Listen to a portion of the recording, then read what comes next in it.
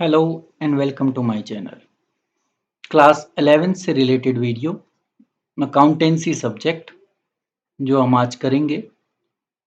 तो अकाउंटेंसी में हम दो टॉपिक कर चुके हैं, तीसरे पर आते हैं। ये भी बहुत इंपॉर्टेंट है। अगर आप बेस बनाना अच्छा बनाना चाहते हैं अकाउंट्स में, तो अपने बेस को जितना ज़्यादा आप स्ट्रॉन्ग करना चाहते हैं, तो आप इस वीडियो को एंड तक देखें। और जितनी भी थ्योरी की वीडियो मैं डाल रहा हूँ, मैं प्रैक्टिकल पहले नहीं कराता, इसीलिए हर साल, क्योंकि पहले बेस बनाना ज़रूरी है। अगर आपने यहाँ से इनका मीनिंग समझ लिया तो आप चैप्टर को समझ जाएंगे। तो आज उसी का एक और इम्पोर्टेंट टॉपिक जो थ्योरी बेस ऑफ अकाउंटिंग है, जिसके बेस पर पूरी अकाउंटिंग की जाती है, वो सारे प्रिंसिपल्स, और उन्हीं प्रिंसिपल्स को हम कंसेप्ट और कन्वेंशन कहते हैं। तो वो कंसेप्ट और कन्वेंशन हम इस वीडियो के थ्रू करेंगे। और ये मैंने दो हिस्सों में बांटी है, तो वो दो हिस्सों में आपके सामने पेश होगी, पार्ट 1 और पार्ट 2। तो चलते हैं और देखते हैं कि क्या वो हमारे अकाउंटिंग प्रिंसिपल, कंसेप्ट, कन्वेंशन है जिनके बेस पर हम पूरा अकाउंट्स प्रिपेयर करते हैं, पूरी अकाउंटिंग चलती है। तो ये बेस है। अगर आपने ये समझ लिया तो आप लगभग लगभग, जैसे बेसिक अकाउंटिंग टर्म्स थी, उसी तरह ये बेसिक प्रिंसिपल्स हैं, जिनको, ये वो गाइडलाइंस हैं जिनको हमें फॉलो करना होता है जब हम अकाउंटिंग करते हैं। तो अगर हमने ये समझ लिया तो बाकी आगे के काम तो हम समझ ही लेंगे, वो इतनी दिक्कत नहीं है। तो इस बेस को समझते हैं और चलते हैं, वीडियो को शुरू करते हैं। चलिए शुरू करते हैं और अपने कंसेप्ट जो पार्ट 2 के हैं हमारे, उसको पूरे करते हैं। नेक्स्ट कंसेप्ट जो आता है वो हमारा ड्यूअल एस्पेक्ट आता है। ड्यूअल एस्पेक्ट का मतलब आपको दो एस्पेक्ट को रिकॉर्ड करना पड़ता है। वो पूरे हमारे प्रिंसिपल ऑफ अकाउंटिंग का बेस है, ये फाउंडेशन है जिसको हम पूरा यूज करते हैं। तो कंसेप्ट आता है हमें कि ड्यूअल और हर सेल ऑफ, यहाँ दो देखेंगे इसको समझाने। सेल ऑफ पार्टीज होंगी, अफेक्टेड होंगे। सेल करने वाला मैं बेच अकाउंट कम गुड्स जो उसमें जो गुड्स के नाम से जाने जाते हैं। अगर आपके पास पैसा है, माल तो जा रहा है, ये आपके, ठीक है, कैश आपके पास नहीं, कैश में बना लोगे, आपको उससे पहले चीजें याद होगी, कैश के रूप में आएगी। दो के लिए बुक चल रही है, आपकी बुक में इफेक्ट आ रहे हैं, इसलिए इसको ड्यूअल एस्पेक्ट होते हैं। दो पहलू होते हैं, दोनों को रिकॉर्ड करना, डबल एंट्री सिस्टम, यही एक ट्रेन और देन दो होते हैं। वो मैं आपको बताऊं, अगर एक ट्रांजेक्शन को करते हो तो ड्यूएस कॉमनली एक्सपेरिमेंटल अकाउंटिंग एक इक्वेशन भी इससे हमारे में, जो हम फाइनेंशियल स्टेट को हम बैलेंस जानते हैं, शीट में दो साइड में, एसेट साइड जहां पर आपकी भी एसेट्स हैं, ऐसे इनसे आपको कुछ मिल सकता है जो आपको कुछ ना कुछ देंगे, जो आपको बेनिफिट पहुंचाएंगे। और दूसरी साइड होती है हमारी कैपिटल, जो किसका पैसा होता है, ओनर का, बिजनेस के ऊपर, तो ये भी उधार है। और लाइबिलिटीज मतलब कि एक्सटर्नल लाइबिलिटी, बाहर वालों का उधार। तो इन दोनों को प्लस कर दूं तो मेरी एसेट के इक्वल आना चाहिए, और ये इसीलिए इक्वल आता है क्योंकि हमने ड्यूअल एस्पेक्ट कंसेप्ट को फॉलो कर रखा है। तो the equation state that the asset of business is always equal to claim of owner which is called capital, and the outsider, outsider का मतलब बाहरी लोगों का जो भी क्लेम है, वो हमारी एसेट के इक्वल मिलता है जब हम उसको किस फॉर्म में देखते हैं, एक बैलेंस शीट की फॉर्म में देखते हैं। तो ये इसीलिए होता है क्योंकि हम ड्यूअल एस्पेक्ट कंसेप्ट को फॉलो कर रहे हैं। नेक्स्ट जो हमारा आता है कंसेप्ट, वो आता है रिवेन्यू रिकॉग्निशन या रियलाइजेशन कंसेप्ट। ये बहुत इंपॉर्टेंट है, सबसे ज़्यादा यूज होता है। आउटस्टैंडिंग, प्रीपेड, सब इसी से बिलोंग करते हैं। इसको बहुत अच्छी तरह से आपको समझना है। तो कंसेप्ट हमें ये बताता है कि रिवेन्यू को रिकॉग्नाइज की, तो revenue recognition require that the revenue of for a business transaction should be include the accounting record only when it realized, जब वो आपको मिल जाए, जब उस रेवेन्यू को रिकॉग्नाइज करो। Words needed to be given attention from our side, दो word हैं जिन पर हमें ध्यान देना है।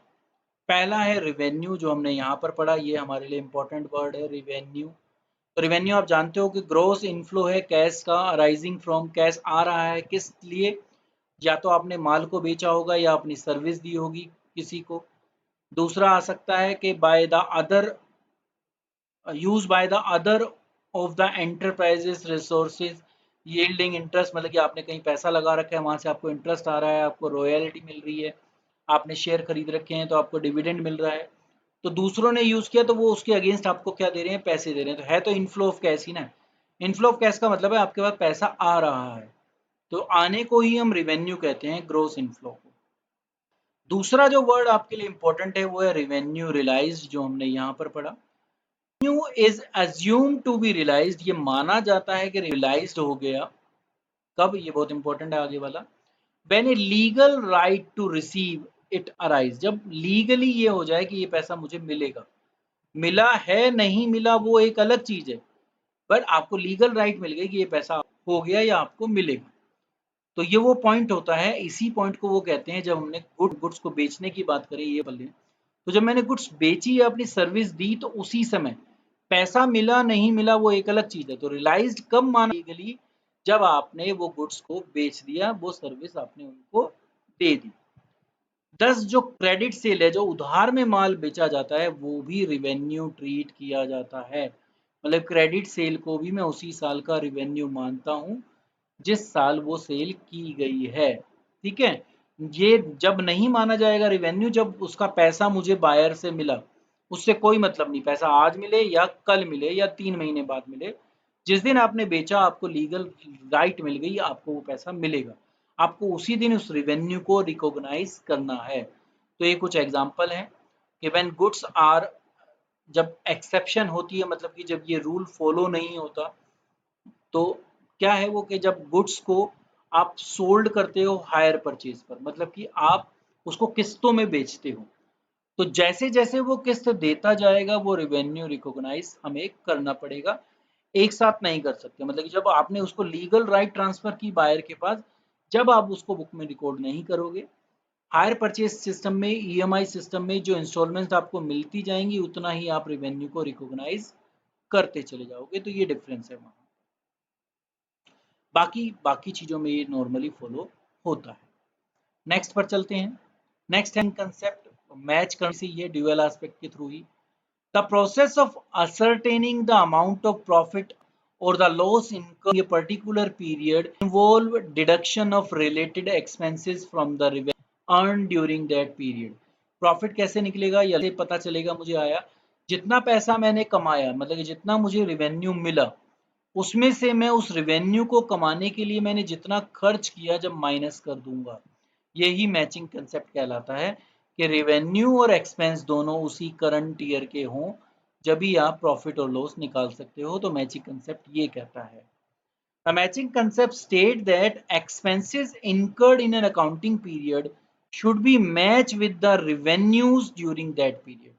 तो एक्सपेंस और रिवेन्यू में मैच करना है, एक्सपेंस भी उसी पर्टिकुलर अकाउंटिंग पीरियड का हो और रिवेन्यू भी उस पर्टिकुलर अकाउंटिंग पीरियड का हो, ये हमें देखना होता है। यही हमें मैचिंग कंसेप्ट कहता है। It follow this that the revenue and expense incurred to earn these revenues must belong to the same accounting period। आप वो जो अकाउंटिंग पीरियड कंसेप्ट हम पढ़ के आए हैं, तो उसे एक साल से वो दोनों करनी चाहिए, रिवेन्यू भी और एक्सपेंसेस भी। द मैचिंग कंसेप्ट 10 ये इंप्लाई करता है कि जितने रिवेन्यू हमने अर्न किए during a particular accounting period, हो सकता है उसके लिए मुझे पैसा मिला हो चाहे ना मिला हो, ये एक अलग चीज हो सकती है, और जितनी भी कॉस्ट इनकर्ड की, जितना भी खर्च किया उस रेवेन्यू को, हो सकता है कि वो किया हो उस साल, ना किया हो।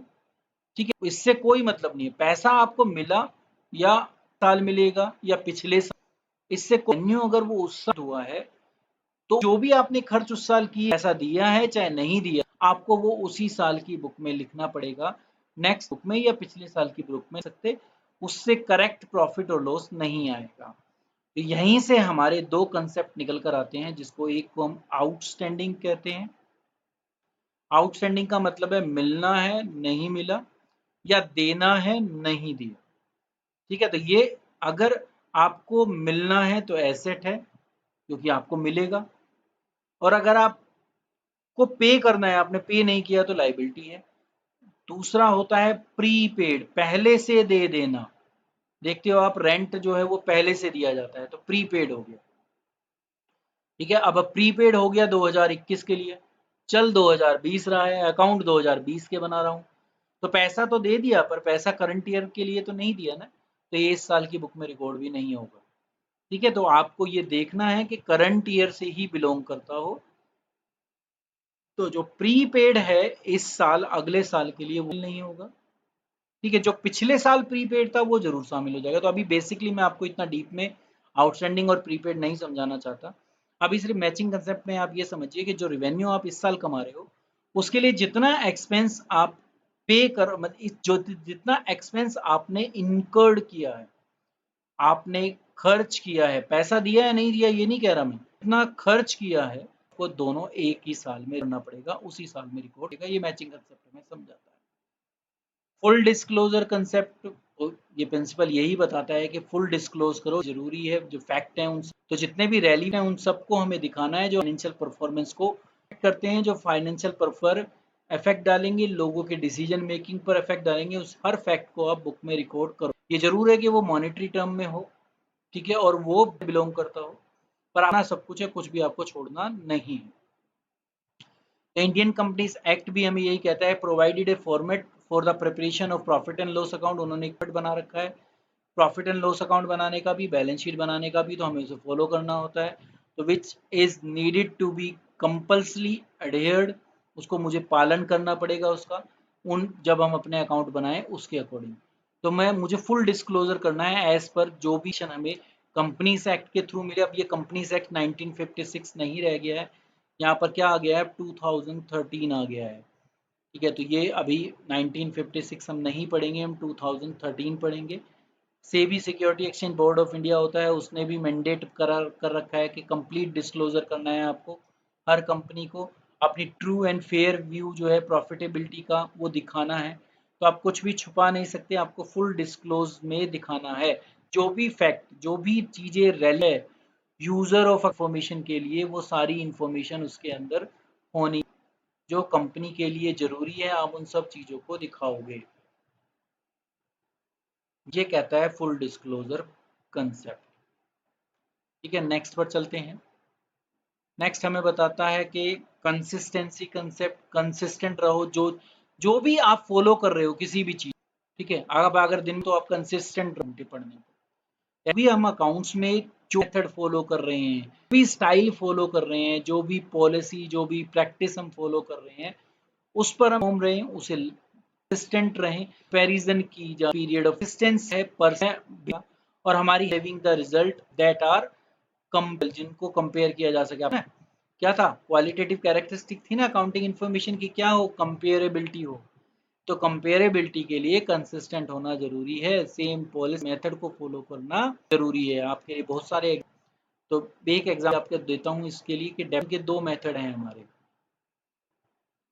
एक को हम SLM कहते हैं, स्ट्रेट लाइन वैल्यू मेथड, और एक को हम WDV कहते हैं, रिटर्न डाउन वैल्यू मेथड। तो स्ट्रेट लाइन में रेट ऑफ जो डेप्रीशिएशन होती है वो फिक्स हो जाती है। डेप्रीशिएशन का मतलब होता है किसी भी एसेट की वैल्यू को कम करना। जब हम उसको यूज़ करेंगे उसको, तो उसमें वियर एंड टियर होगा, वो उसका उसकी जो मार्केट वैल्यू है वो डाउन होगी।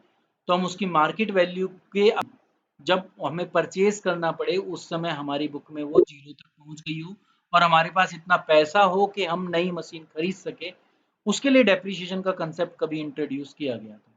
तो यहाँ फिक्स कर दिया जाता है कि अगर किसी की एस्टिमेटेड लाइफ 10 साल है, तो 10 साल में वो 100% क्या होगा, डिक्रीज होगी उसकी वैल्यू। तो 10 से 10 100 को डिवाइड करूंगा तो कितने परसेंट निकल कर आएगी, 10।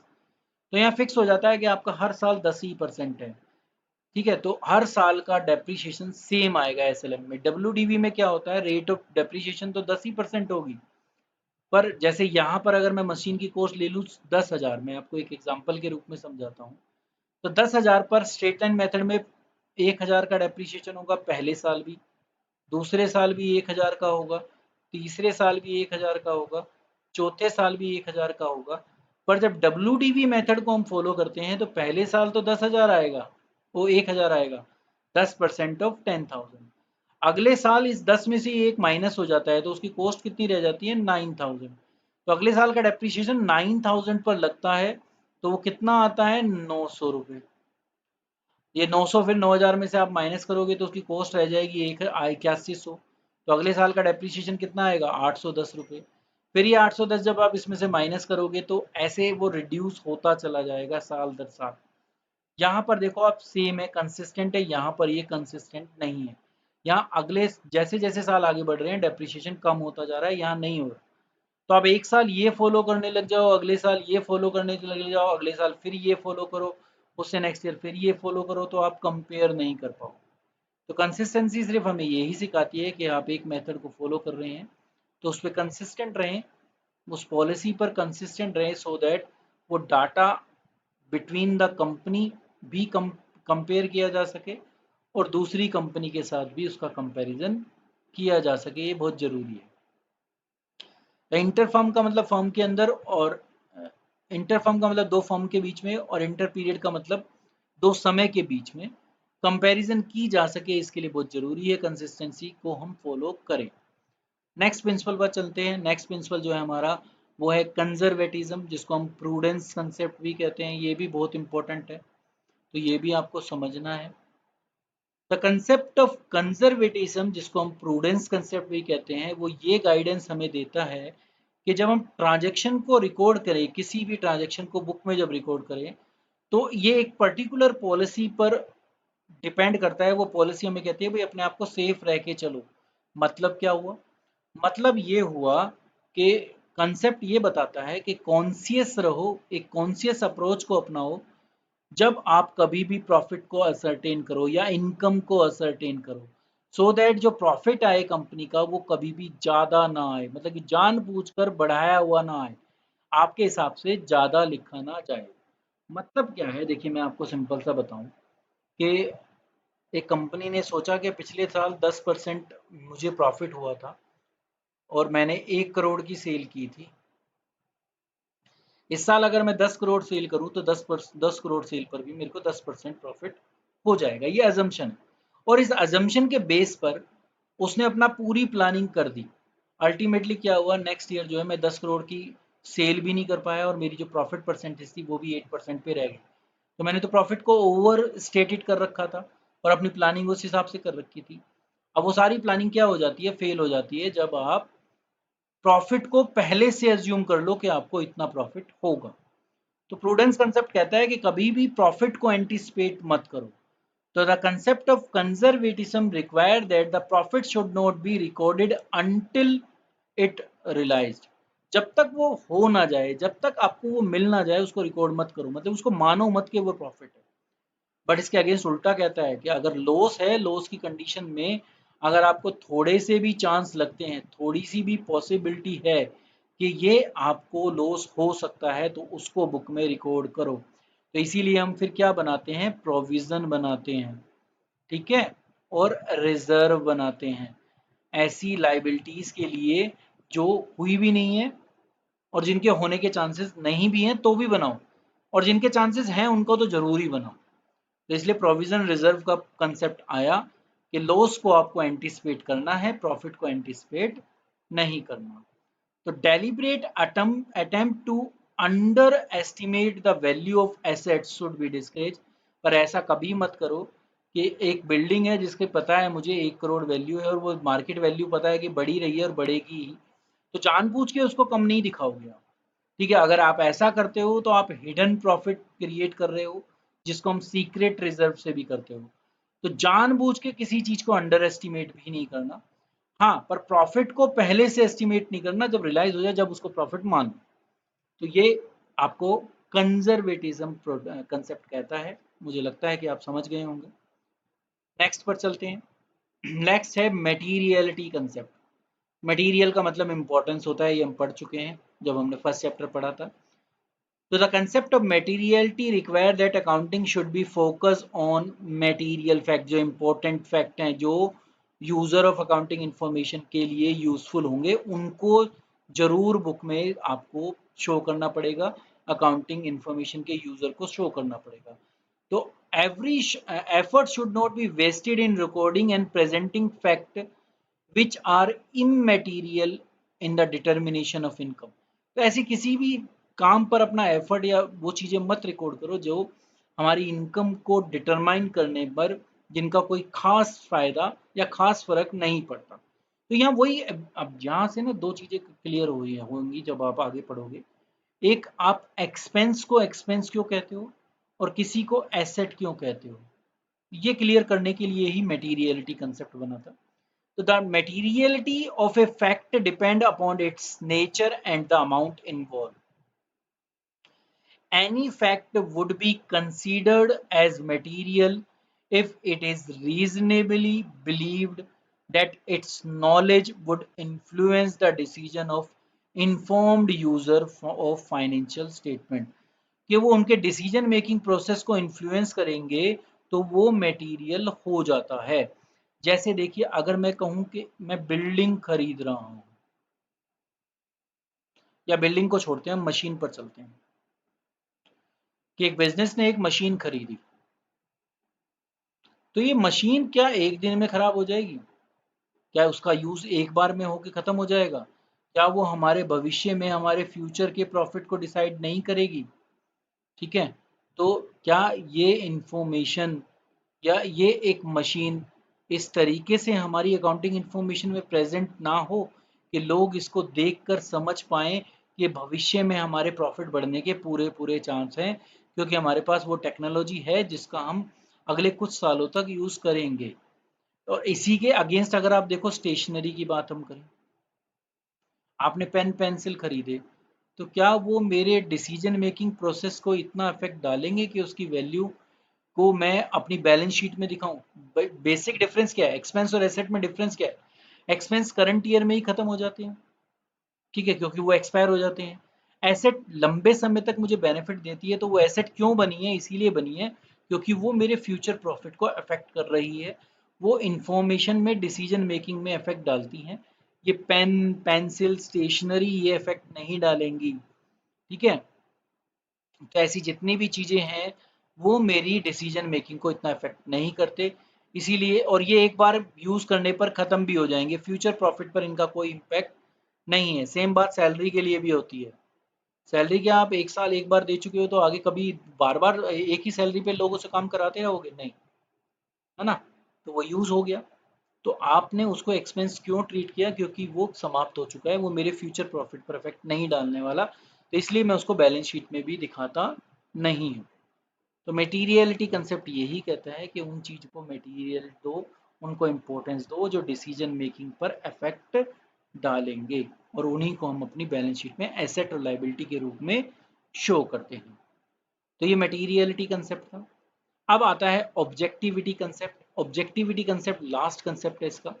तो वो कहता है कि ऑब्जेक्टिव सोल होना चाहिए। The concept of objectivity require that accounting transaction should be recorded in an objective manner, free from bias, भेदभाव ना हो किसी भी प्रकार का, आप उसको गलत तरीके से उसको मैनिपुलेट ना करो, ठीक है, किसी भी द्वारा, अकाउंटेंट के द्वारा या किसी के द्वारा भी मैनिपुलेशन नहीं होना चाहिए।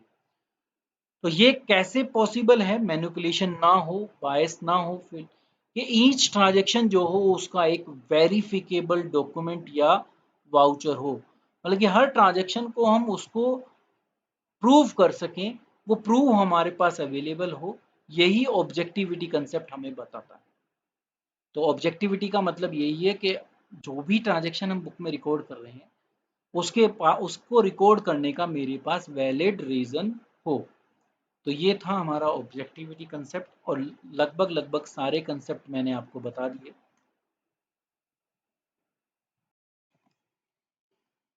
तो ये था हमारा पूरा बेसिक अकाउंटिंग प्रिंसिपल, वो सारे कंसेप्ट जिनको फॉलो करके हम सारे अकाउंट्स प्रिपेयर करते हैं, वो सारे प्रिंसिपल्स जो गाइडलाइन के रूप में हमारे हेल्प करते हैं, हमें डायरेक्शन दिखाते हैं कि हम किस तरीके से अकाउंट्स बनाएं। तो पूरे इंडिया में ये फॉलो होता है, यूनिफॉर्मिटी रहे इसलिए इनको फॉलो किया जाता है। तो अगर हम ये बेस समझ पाए तो हम लगभग लगभग अकाउंट्स को बहुत ईजिली समझ लेंगे। 11th बेस है, और 11th के पहले जो 5 चैप्टर्स हैं वो और भी बेस हैं, क्योंकि अगर वो हमने समझ लिया तो आगे का समझ में आ जाएगा। मैं अगर आपके सामने अपना एग्जाम्पल रखूं तो मैंने ये चैप्टर बहुत अच्छी तरह से समझे थे। आज मैं तीसरे चैप्टर पे हूँ, चौथा और पांचवा 2-3 चैप्टर और बचे हुए हैं। तो अगर हमने ये बेस समझ लिया तो फिर जितने प्रैक्टिकल आएंगे वो हम इजीली कर लेंगे। तो मैं आपसे यही बार-बार कह रहा हूँ कि आप इन बेस को बड़े अच्छे ढंग से समझिए। अगर आप इनको समझ पाए, तो आप अकाउंट्स कभी भी आपको डिफ़िकल्ट नहीं लगेगा। मेरे चैनल का नाम खोकर प्रेज़ेंटेशन है। अगी अभी तक अगर आपने सब्सक्राइब नहीं किया है, तो सब्सक्राइब कर दीजिए, बेल आइकन प्रेस कर दीजिए। मेरा मोबाइल नंबर, मेरी ईमेल आईडी नीचे है। आपको जो भी प्रॉब्लम है, आप मेरे से या कोई भी डिस्कशन आपको करनी है, तो आप मेरे साथ कर सकते हैं। वीडियो को लाइक करना, कमेंट करना और शेयर करना बिल्कुल मत भूलिए। ज़्यादा से ज़्यादा स्टूडेंट्स तक और उन टीचर्स, प्लीज़ आप भी उन स्टूडेंट तक ये वीडियो पहुँचाएँ जिनके लिए जो भी एफ़र्ट मैं कर रहा हूँ, वो करूँ जिससे मैं मोटिवेट हो सकूँ और अच्छी वीडियो बनाने में। Thank you.